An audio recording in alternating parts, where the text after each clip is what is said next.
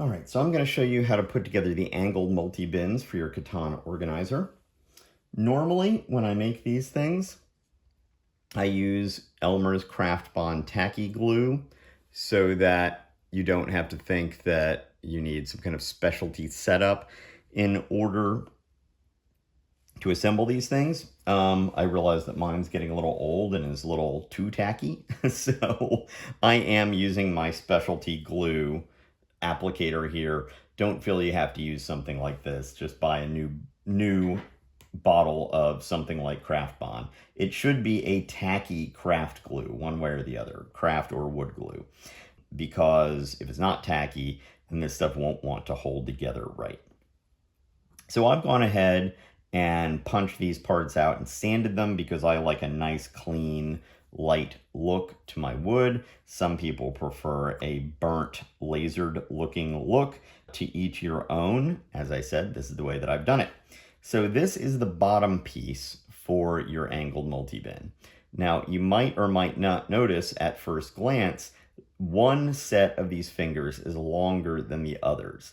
In the view that you're looking at right now, the edge towards the top has fingers that are longer than the edge on the bottom. So those longer fingers should face the back of this thing here, which is what this looks like. And those should mate up nicely. If you mate them together, you should see that there's no gaps in there, or at least not noticeably. So this is going to be the front, and this has shorter fingers. We then have these two edge pieces, and we're going to mate these little things in here. You should see that the angled part, the 45-degree part, faces this front bit here. So I'm now going to take some of my glue, no matter what kind of glue you've got, and I'm going to put a little bit on pretty much each one of these fingers. You want to be a little careful with this one right here because you can get some squeeze out that can end up coming up into this channel, which we need to keep open. So I'm going to put some more down here, right there.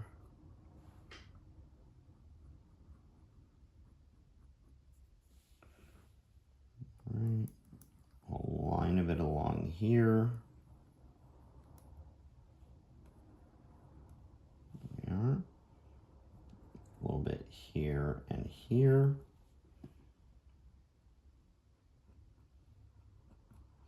Basically, every one of these fingers should get a little bit of glue on it. And I'll go ahead and put a little bit along here as well. I sometimes wait to do this one until after I've got it partially assembled, but I'll go ahead and do some now. All right, so, oops, almost forgot this. This is where the tacky part becomes important. So I'm going to bring these up and mate these back fingers together. So there we are.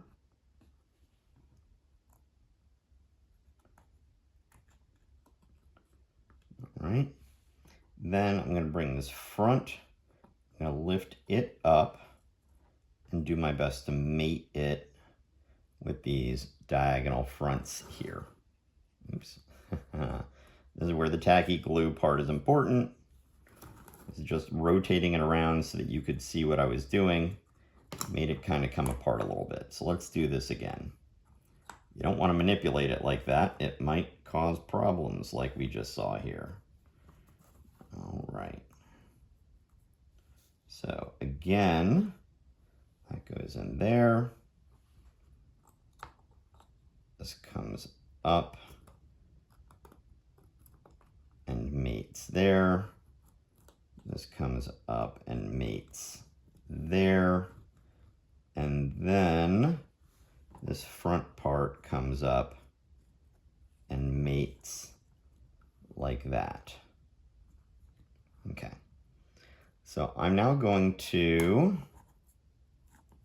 lift this up. I guess I didn't use enough of the tacky glue that time. Might want to be a little bit more generous with it than I was.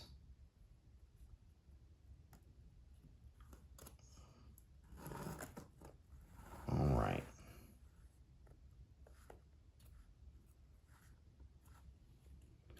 So now I'm going to take a little bit of my glue.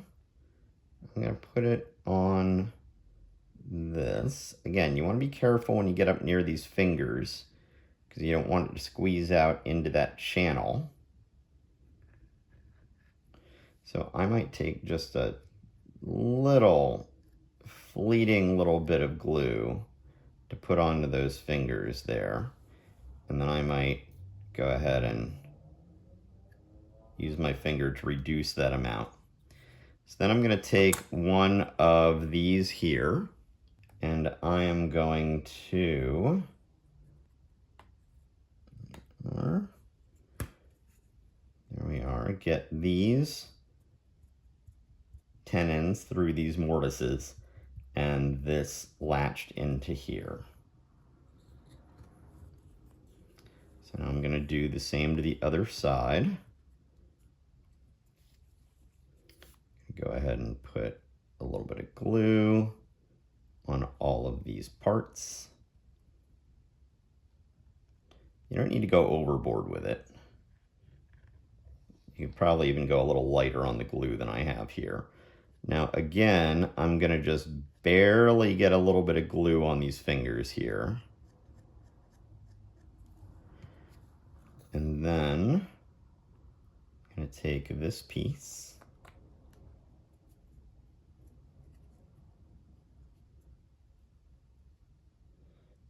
Take a little bit of finagling to get this to match up correctly.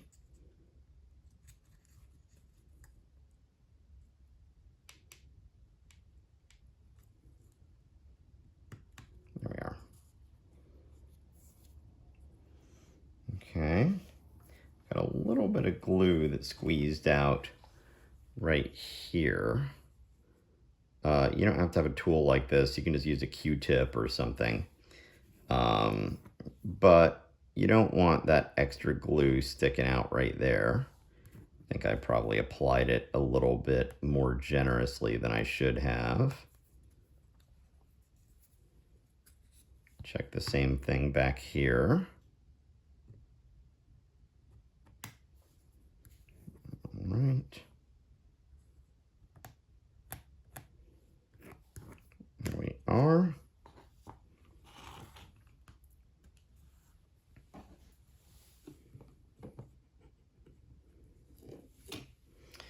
Then I've got this. It's one of our lids.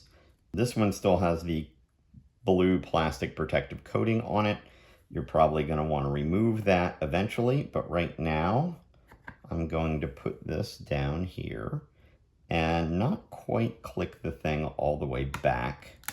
In case we have some of that glue squeeze out here and here, I want there to be some more give where I can clamp it in to go ahead and break any of that.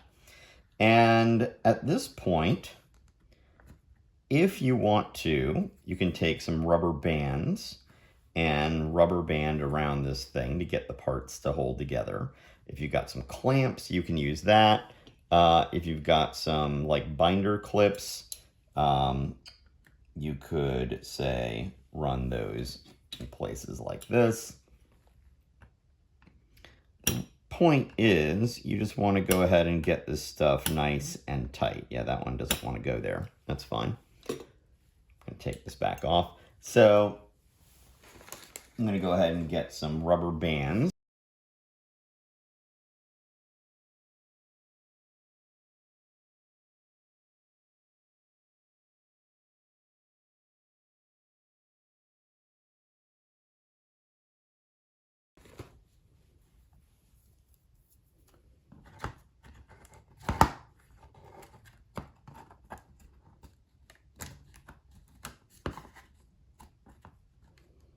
Hopefully this should be keeping things together tightly in more than one direction.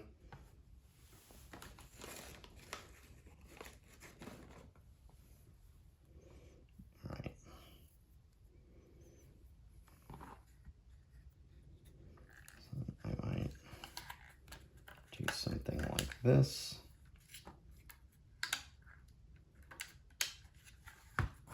To hold this stuff in here.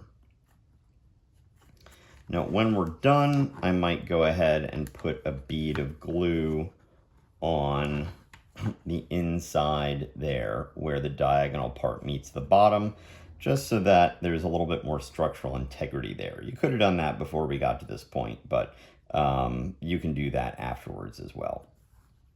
So when this is done, maybe half an hour or so, you can take the rubber bands off and use as you wish.